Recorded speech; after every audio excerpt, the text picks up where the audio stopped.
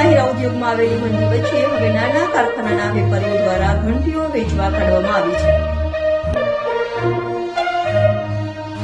સુરતના હીરાની મંદીએ ભારે કરી હોય તેમ નાના કારખાનાના વેપારીઓ ઘંટી વેચવા કાઢી છે. સુરતના વરાછા અને કતારગામ સહિત ભંગારના ગોડાઉનમાં ઘંટીઓના થપ્પા જોવા મળી રહ્યા છે.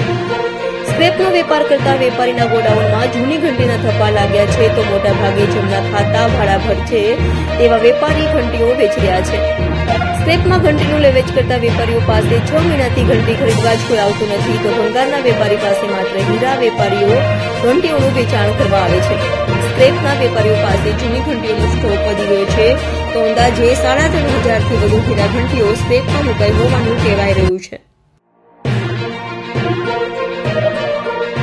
અમારા સ્ક્રેપનો બિઝનેસ છે, ડાયમંડ સ્ક્રેપનો. એની ઘંટીઓ એ બધું લેતા હોય છે અમે કારખાનાનો સામાન.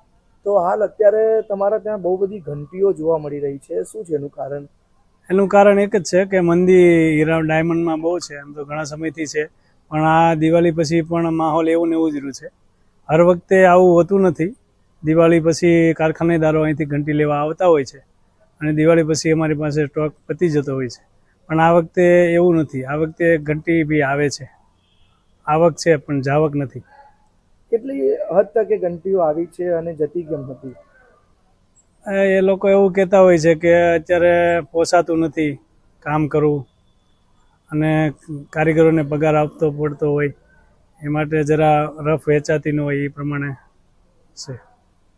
તો આ અત્યારે કેટલા સ્ટોકમાં તમારી પાસે હોઈ શકે અંદાજે? ત્યારે તો જેવા વેપારી કોઈની પાસે 2,000, કોઈની પાસે 3,000, કોઈની પાસે 500-600 ઘંટી એવું હોય છે. આમ એક ઘંટીનો પ્રાઇસ શું હોય છે? આમ નવી ઘંટીનો પ્રાઇસ હોય છે 15 થી 17. જૂની ઘંટીનો હોય છે 5,000-6,000, 5,000. તો અત્યારે હાલ મંદીના કારણે